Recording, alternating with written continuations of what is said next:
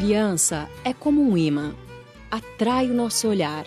Não cansamos de observar e é quase inevitável a pergunta: com quem da família ela se parece mais? A Sara é parecida com a minha mãe, né?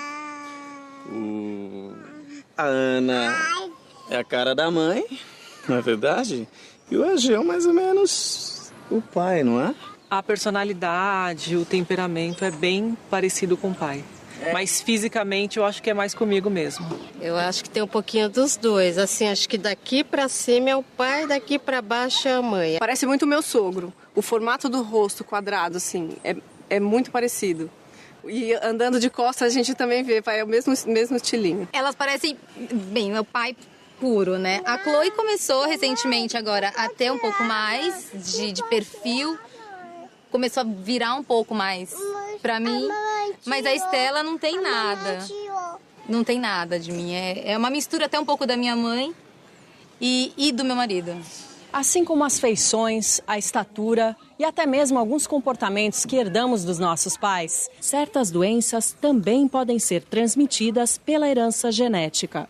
Hoje já é possível evitar que essas doenças se manifestem e uma das formas é o aconselhamento genético. As semelhanças entre parentes não é exclusividade de nós, humanos. Acontece com todos os seres vivos, de um simples micro-organismo ao rei dos animais, incluindo as plantas. Frutos e filhotes recebem informações genéticas que herdam dos progenitores. O que garante isso é a hereditariedade, um conjunto de processos biológicos que faz com que cada ser vivo receba e transmita essas informações através da reprodução. Como atuam os mecanismos de hereditariedade? A grande maioria dos seres vivos possui a informação genética sob a forma de ácido desoxirribonucleico, o famoso DNA. O DNA é uma imensa molécula composta por duas fitas de nucleotídeos torcidas, interligadas entre si, formando uma hélice dupla. Cada nucleotídeo tem uma desoxirribose, um grupo de fosfato e uma base nitrogenada, que pode ser a adenina, a timina, a citosina ou a guanina. A relação entre as bases é sempre a mesma. Adenina se liga à timina e citosina se liga à guanina. Todos nós temos um repertório de características que estão, de certo modo, definidas pelo nosso DNA e que são comuns e que nos definem como humanos. Mas a gente sabe que certos grupos continentais ou geográficos compartilham mais semelhança ainda. E mais ainda, indivíduos da mesma família acabam sendo mais similares entre si do que os indivíduos, por exemplo, da mesma cidade ou do que o indivíduo que está morando num outro continente, no nosso planeta. A informação genética é transmitida através dos genes, que são formados por uma sequência específica do DNA responsável por uma determinada característica. Podemos dizer que o gene é a unidade fundamental da hereditariedade. O que é um gene? Um gene é um trecho dessa longa molécula de DNA que constitui cada cromossomo. Consta nesse trecho instruções precisas para produzir uma molécula de RNA que pode resultar na produção de uma proteína com uma determinada função. Só para você ter uma ideia, nós temos mais ou menos 25 mil pares de genes distribuídos em 22 pares de cromossomos autossomos e no par sexual, o que dá, em média, mais de 1000 genes em cada cromossomo. Para cada característica herdada, existe no mínimo um par de genes envolvido, mas diferentes genes podem atuar na transmissão de uma mesma característica. Recebemos esses genes de nossos pais e, durante a reprodução, passamos para nossos filhos, através dos gametas, óvulo e espermatozoide. Metade do material genético vem da mãe e a outra metade do pai. O ser humano tem 46 cromossomos.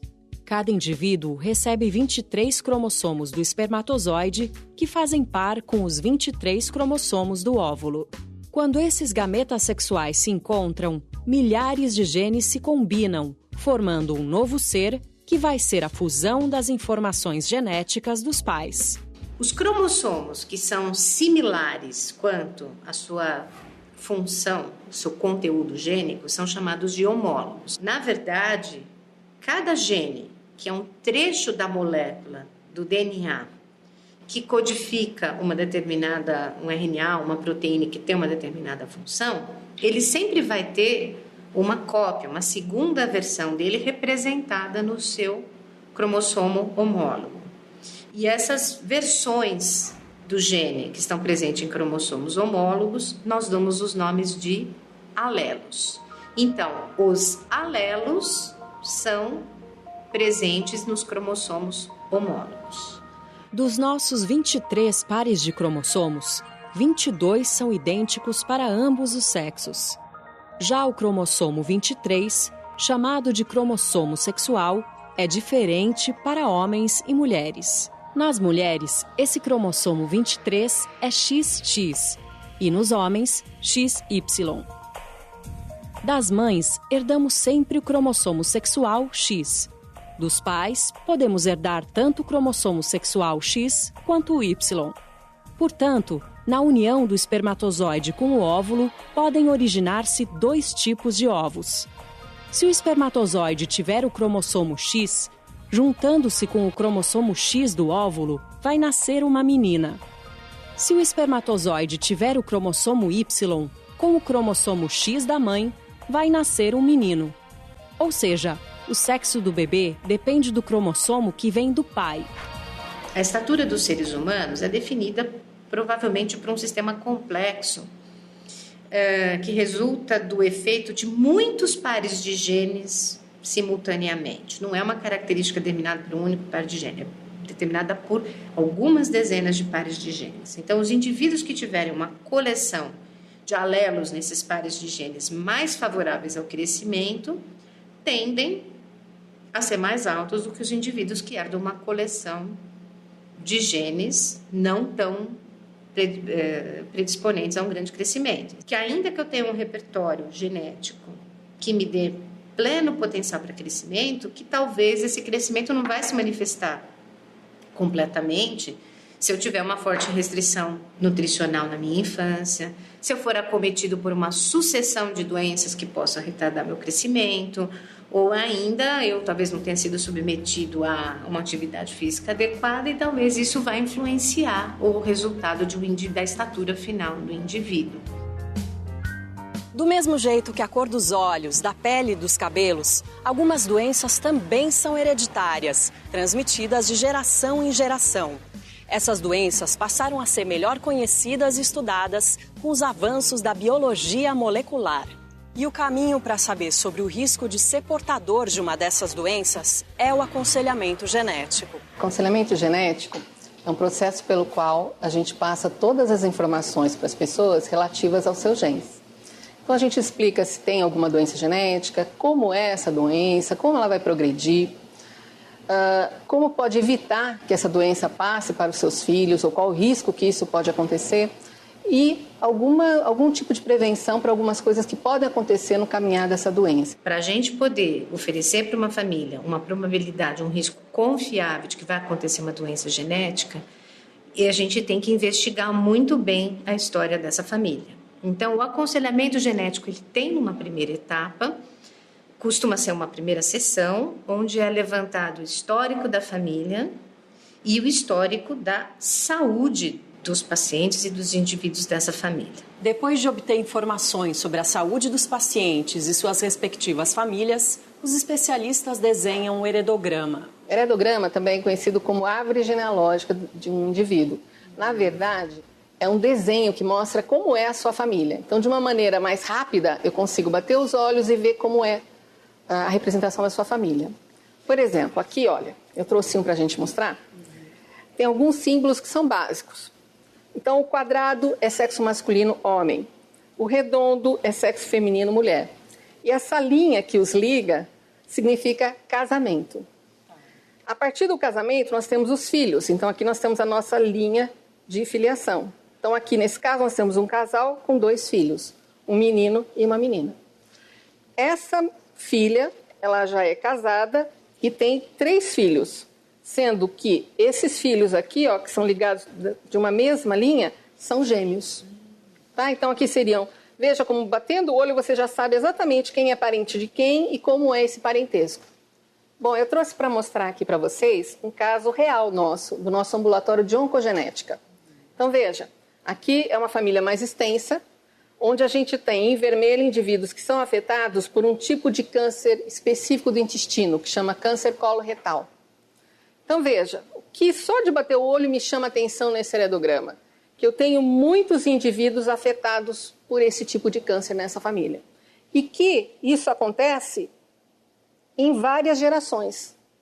Então, veja, eu tive um indivíduo que veio à procura de orientação genética aqui, que é um indivíduo que ainda não tem qualquer tipo de manifestação e que ele gostaria de saber se essa forma de câncer na família dele é hereditária. De bater o olho no heredograma, vendo esse número de indivíduos afetados, todos eles tendo câncer cedo, jovens, eu já na hora posso bater o olho e dizer que eles têm realmente uma forma hereditária. E que, portanto, esse rapaz aqui precisa, a partir de agora, ter medidas preventivas contra o câncer. E recentemente teve essa história da Angelina Jolie, que teve uma grande repercussão.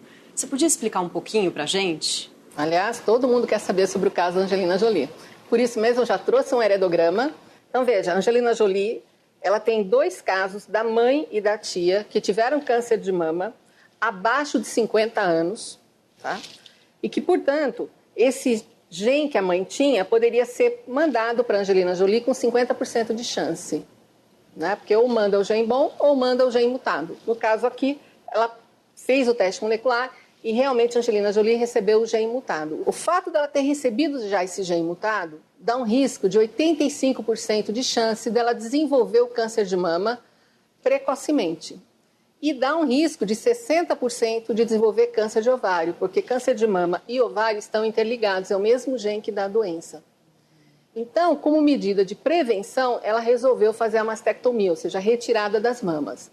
Eu acho que é bom todo mundo saber que esse tipo de cirurgia diminui o risco, mas não dá um risco zero. Porque se ficou uma célulazinha ali, aquela célula pode virar um tumor. O serviço de aconselhamento genético ainda não está totalmente implementado no Sistema Único de Saúde, mas o SUS ainda é o caminho de entrada para uma família que necessite desse serviço.